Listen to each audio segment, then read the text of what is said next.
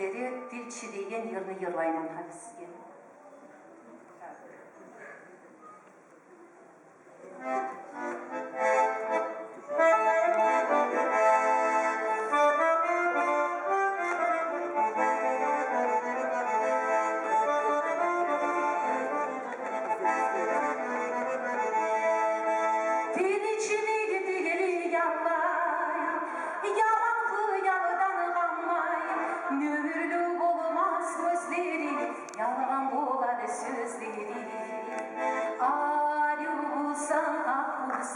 Yalnız varim olgan edeyim, yolunu yaşayıp olsan, bu da muhtemin olgan edeyim.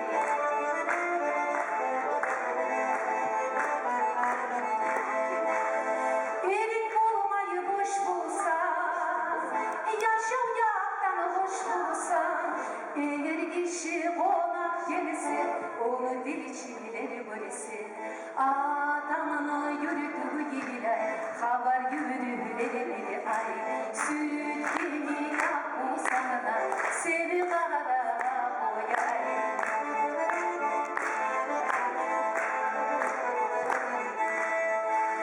Ya da yırla uçulursan, sana da söz bağlar, beyetini görürse uçakay, aklını verirse bir çakay, yırla uçulatma, zamanı yok içine, yaz uçunu anlama, başı buzul içine.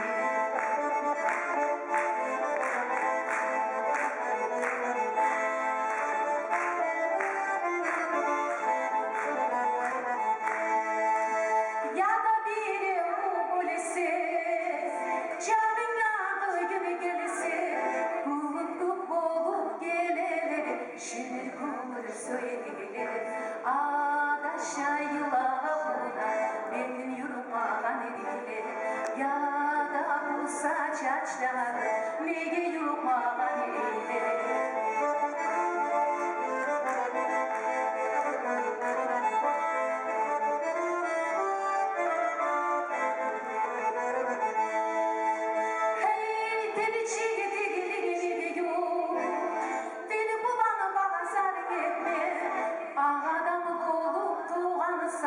Ağızsız olup gitme, dil içini dili yalay, yaman hıyaldan kalmay.